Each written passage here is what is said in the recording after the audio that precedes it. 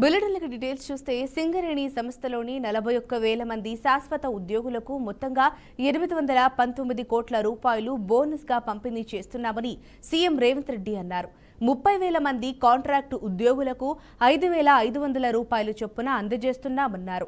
Coal India నుంచి వచ్చే బోనస్ను దీవాళీకి పంపిణీ చేస్తామని సీఎం స్పష్టం చేశారు. భవిష్యత్తులోనూ సింగరేణి కార్మికులకు అండగా ఉంటామని, జీఎస్టీ మార్పుల వల్ల రాష్ట్రాలు ఆదాయం కోల్పోతున్నాయని అన్నారు. కోల్పోతున్న ఆదాయాన్ని కేంద్రం భర్తీ చేయాలని ఏకపక్షంగా నిర్ణయం తీసుకొని రాష్ట్రాలపై భారం వేయడం సరికాదని అన్నారు. వచ్చే 5 ఏళ్ల పాటు కేంద్రం వయబిలిటీ గ్యాప్ ఫండ్ ఇవ్వాలని రేవంత్ రెడ్డి అన్నారు.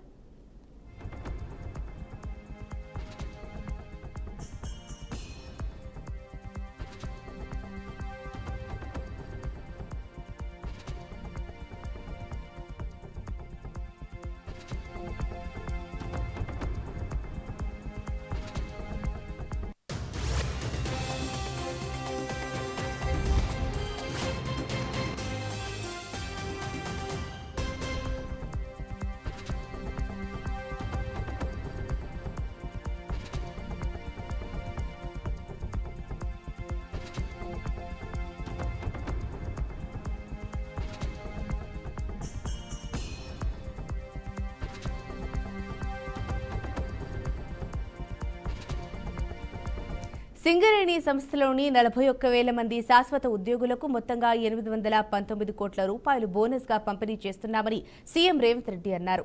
30,000 మంది కాంట్రాక్టు ఉద్యోగులకు 5,500 రూపాయల చొప్పున అందజేస్తున్నామన్నారు. కోల్ ఇండియా నుంచి వచ్చే బోనస్ను దీవాళీకి పంపిణీ చేస్తామని సీఎం స్పష్టం చేశారు. భవిష్యత్తులోనూ సింగరేణి కార్మికులకు అండగా ఉంటామని, జీఎస్టీ మార్పుల వల్ల రాష్ట్రాలు ఆదాయం కోల్పోతున్నాయని అన్నారు.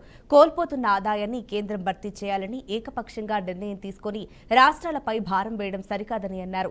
వచ్చే 5 ఏళ్ల పాటు కేంద్రం వయబిలిటీ గ్యాప్ ఫండ్ ఇవ్వాలని రేవంత్ రెడ్డి అన్నారు. తెలంగాణ రాష్ట్ర సాధన ప్రక్రియలో సింగరేణి కార్మికుల యొక్క త్యాగము, వారి శ్రమ, చరిత్ర ఎప్పటికీ మరవదు. ఆనాడు తెలంగాణ ఉద్యమం ఉధృతంగా సాగుతున్న సమయంలో రాష్ట్ర ఏర్పాటు ఆలస్యం అవుతుంది అని చర్చలు జరుగుతున్న సందర్భంలో బొగ్గు ఉత్పత్తి మొత్తాన్ని స్తంభింపజేసి ఆనాటి ప్రభుత్వాల మీద ఒత్తిడి తీసుకొచ్చి తెలంగాణ రాష్ట్ర సాధన ప్రక్రియలో సింగరేణి కార్మికులు ఒక ప్రత్యేకమైన పాత్ర పోషించారు. దాన్ని మా ప్రభుత్వం, మా పార్టీ ఎప్పుడూ వారి యొక్క భాగస్వామ్యాన్ని గుర్తిస్తూనే ఉంటుంది. సింగరేణి బొగ్గు గనులు ఈ దేశానికి, జాతికే వెలుగులను అందిస్తున్నాయి.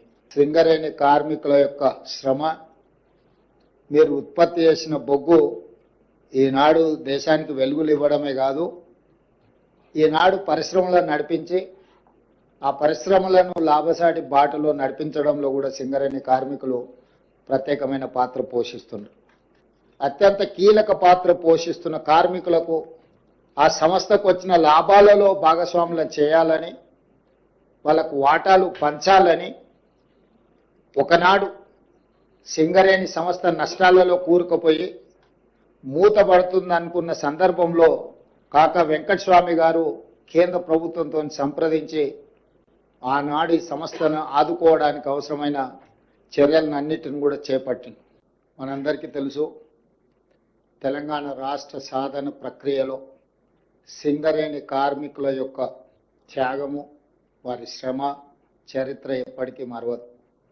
ఆనాడు తెలంగాణ ఉద్యమం ఉధృతంగా సాగుతున్న సమయంలో రాష్ట్ర ఏర్పాటు ఆలస్యం అవుతుంది అని చర్చలు జరుగుతున్న సందర్భంలో బొగ్గు ఉత్పత్తి మొత్తాన్ని స్తంభింపజేసి ఆనాటి ప్రభుత్వాల మీద ఒత్తిడి తీసుకొచ్చి తెలంగాణ రాష్ట్ర సాధన ప్రక్రియలో